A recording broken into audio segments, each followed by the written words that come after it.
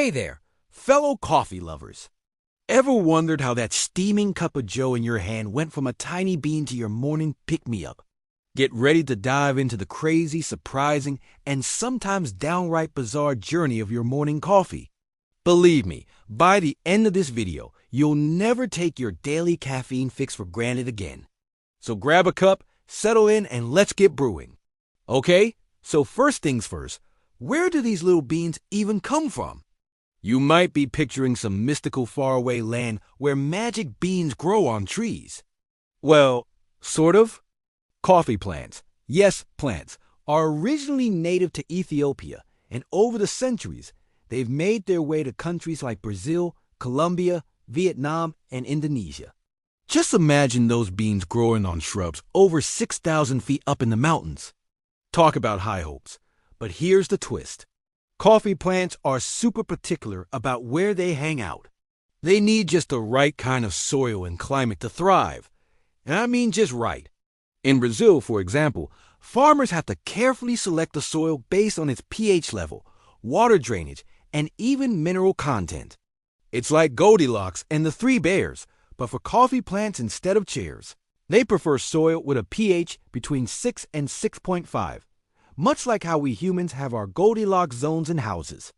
The soil needs to be well balanced to keep the coffee plants happy and healthy. Speaking of Goldilocks, this story takes place in her favorite spot, the woods behind her house. One day she decided to treat herself to a nice hot cup of tea, when suddenly her ears perked up. She heard a peculiar sound coming from the other side of the forest. Curious, she followed the noise and stumbled upon a clearing where a group of animals were gathered around a campfire. In the center sat a grumpy-looking badger wearing a chef's hat. He was stirring a large pot with a wooden spoon, and the aroma wafting from it was simply irresistible. "What's that delicious smell?" Goldilocks asked as she approached the campfire. The badger looked up, startled. "Ah, didn't see you there," he said. "This, my dear Goldilocks, is a special blend of tea, one that requires the rarest ingredients from the farthest reaches of the forest." Goldilocks couldn't resist. "Oh, please tell me more." The badger cleared his throat. "First, we start with the fluffiest dandelion fluff. Only the finest fluff will do." "Oh, I know those," Goldilocks exclaimed. "The ones near my house are simply the best." The badger nodded sagely. "Indeed, you have discerning taste, Goldilocks, but dandelion fluff is just the beginning. For the tea, we also need the sweetest berries from the singing bush, the wisest leaf from the whispering willow, and the strongest root from the mighty oak." Goldilocks gasped. "Wow, that sounds incredible. And what does it all taste like?" The badger beamed. "Why, the finest cup of tea you've ever tasted, my dear. A perfect balance of sweet, strong, and wise." Goldilocks couldn't wait to try it. Together, they all enjoyed the delicious tea, each sip a testament to the forest's bounty and the power of community. As the sun set, Goldilocks knew she'd never forget this adventure. Back in reality, coffee plants are like Goldilocks and the three chairs, always searching for the perfect spot to grow. They prefer places with plenty of shade, good air circulation, and just the right amount of rainfall. It's a delicate balance. Too much rain and the roots could end up waterlogged. Not enough, and the beans could dry out. Just like Goldilocks testing chairs, coffee plants test their environment, making sure it's just right for them to flourish. And believe me, they have some tricks up their sleeves. Coffee plants can grow up to 35 feet tall, but to make picking the beans easier, farmers often prune them into smaller bush. Some farmers even train the plants to grow in circles, which makes harvesting much simpler. But let's talk about what happens next. After the beans are picked, they're hulled, which means removing the outer layer to reveal the green coffee beans inside. Think of it like taking off a coat. These beans are still pretty rough around the edges, so they're washed and polished to make them smoother and shinier. It's like going from a messy first draft to a polished final product. Once the beans are clean, they're sorted by size, shape, and quality, making sure only the best ones move on to the next stage. It's a bit like that scene in Willy Wonka, where the Oompa Loompas sort the chocolate bars. Except instead of chocolate, we're dealing with coffee beans. This sorting process helps ensure that every bag of coffee you buy has a consistent taste and quality. No one wants a bitter or weak cup of joe in the morning. So these quality checks are crucial. It is like going to a friend's house for dinner, and they serve you a dish with a mystery ingredient.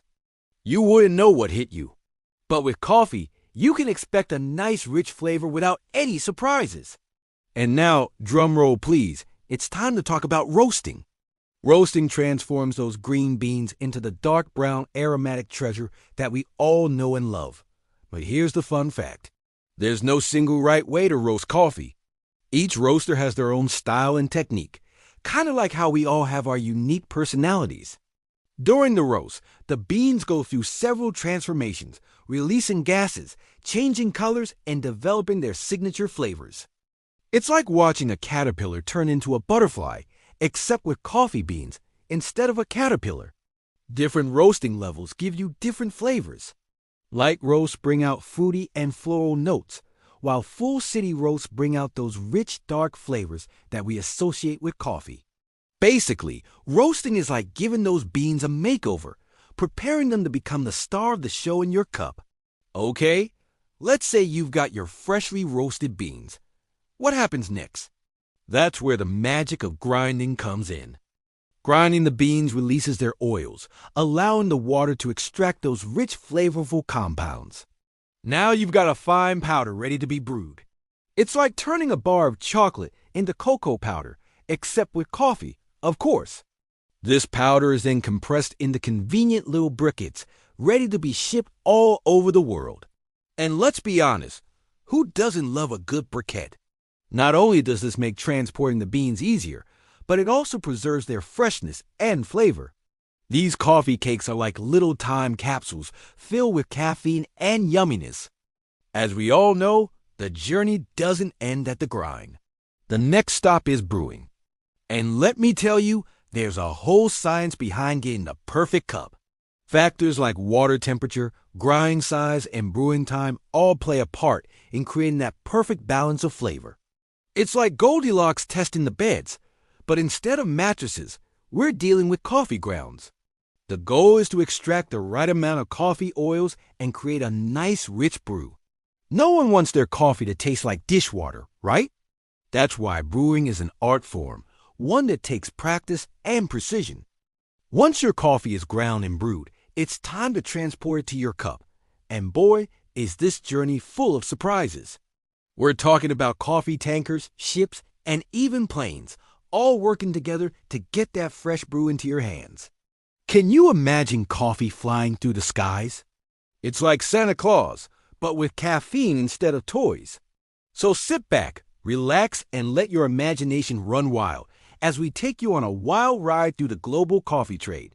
But hold on a second. What about the coffee shop down the street? Don't they just buy pre-ground coffee and water it down with milk? Well, not so fast. Many independent coffee shops and cafes actually source their beans directly from farms or reputable importers. They might even roast their own beans in small batches to ensure a fresh, high-quality brew. So the next time you're sipping on a latte art from your favorite local shop, remember that there's a good chance those beans had quite the journey to get there. Okay, so here's the deal. If you want your coffee to be smooth, rich, and totally satisfying, you need to find a good roaster. A bad roaster can ruin the best beans, just like a bad cook can ruin the finest ingredients. But a great roaster, well, they're like the Gordon Ramsay of the coffee world, taking those raw beans and turning them into something truly magical. Finding a good roaster is all about doing your research. Check out online reviews, ask for recommendations from fellow coffee lovers, and don't be afraid to try a few different roasters until you find the one that suits your taste buds. You're on a quest to find the perfect cup of coffee, and a good roaster is your guide on that journey. They'll help you navigate the world of coffee flavors, offering suggestions and insights along the way.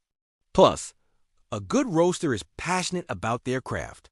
They'll be able to answer any questions you have about the beans, the roasting process, and the best brewing methods. So don't settle for less. Find a roaster who's as passionate about coffee as you are. And remember, the best things in life are worth waiting for. Take your time, do your research, and find a roaster who's as passionate about coffee as you are. Trust me, your taste buds will thank you for it. So there you have it, folks. The next time you take a sip of your morning coffee, remember that you're not just drinking a beverage. You're enjoying the culmination of a remarkable journey involving hard-working farmers, skilled roasters, and everyone who plays a part in bringing that liquid gold to your cup. It's a journey filled with challenges, surprises, and a whole lot of passion. And let's face it, that's what makes every cup of coffee all the more special. Well, that's a wrap on today's adventure. I hope you enjoyed this coffee journey as much as I did. Remember, a good cup of coffee is more than just a drink. It's a story. It's a story of hard work, dedication, and a whole lot of love. So keep exploring, keep asking questions, and keep sipping. And until next time, cheers to the extraordinary journey of your coffee.